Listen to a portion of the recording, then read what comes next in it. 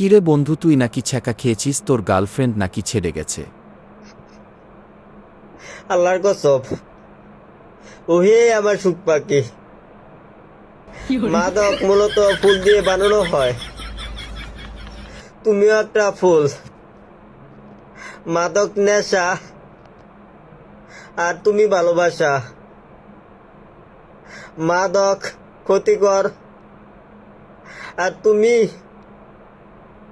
খুব ভয়ঙ্কর।